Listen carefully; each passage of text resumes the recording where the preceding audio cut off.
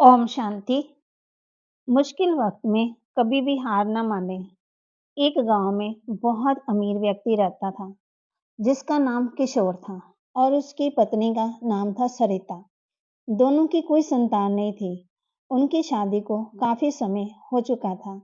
वह दोनों काफी ज्यादा अमीर थे, इसलिए अपने घर की देखभाल के लिए दो नौकर रख रखे थे जिनका नाम बहादुर और शमशेर था। उसी गांव के बाहर दो चोर थे। उन्होंने पूरे गांव को परेशान कर रखा था। कभी कहाँ चोरी, कभी कहाँ चोरी। वह पकड़े नहीं जाते। उन दोनों चोरों ने विचार बनाया गांव के धनी व्यक्ति किशोर के घर में चोरी करने का। वह रात्रि होते ही किशोर के घर में आ गए।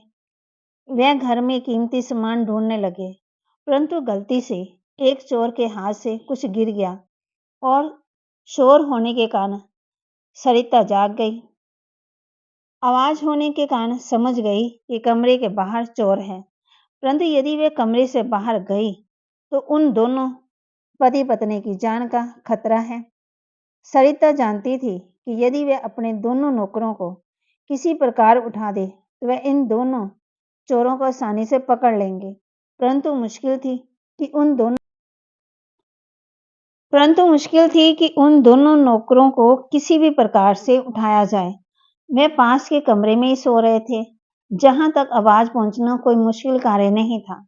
परंतु यदि वे बिना किसी कारण के उन दोनों को आवाज लगाती हैं तो चोर समझ जाएंगे कि वे जान चुकी है कि घर में चोरी हो रही है। इससे तो उन दोनों की जान को खतरा भी हो सकता है।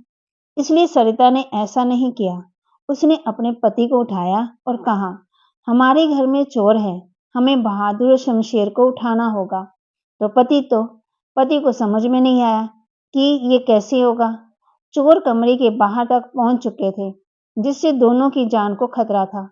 पत्नी ने कहा कि मैं जैसे कहती हूँ वैसा ही करो। पत्नी ने चलाते हुए कहा कि सुनो जी, आपको तो पता है कि मैं मां बनने वाली हूँ।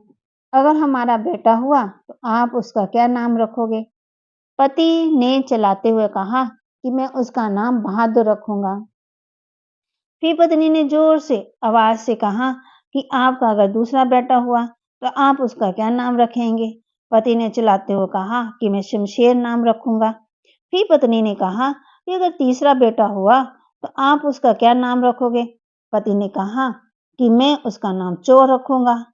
ये सुन दोनों चोर जो कि कमरे से बाहर थे बहुत खुश हुए।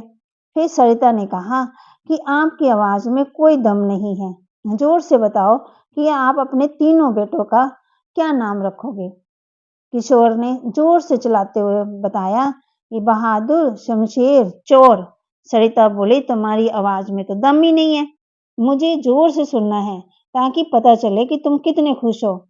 पति ने जोर से चिल्लाते हुए कहा, बहादुर, शमशेर, चोर। बहादुर, शमशेर, चोर। ये सुनकर बहादुर और शमशेर उठे और माली के कमरे की तरफ भागे। उन्हें बाहर के चोरों को देखा और उन्हें पकड़ लिया।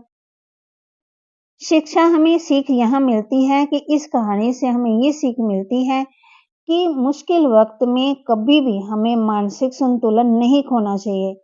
ऐसा करना एक बड़ी समस्या को हम क्या करते हैं, आमंत्रण देने जैसा है।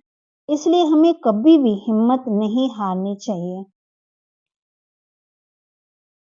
जहां हमारी बुद्धि कोई भी मुश्किल काम आता है तो बुद्धि हमारा काम करना बंद कर देती है, फिर मन भारी हो जाता है।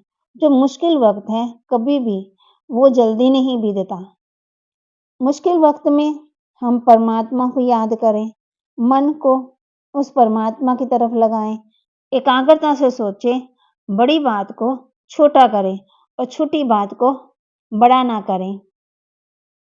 कहते हैं ना, परिस्थिति आई और गई, आई है तो गई है, जाना भी है। अगर कहते दुख है तो सुख आएगा जरूर, अगर बीमारी आई है तो जाएगी जरूर। इसलिए परमात्मा भी हम बच्चों को यही कहते हैं कि मुश्किल वक्त में कभी भी हार ना माने, जीत तो कभी ना कभी होगी ही।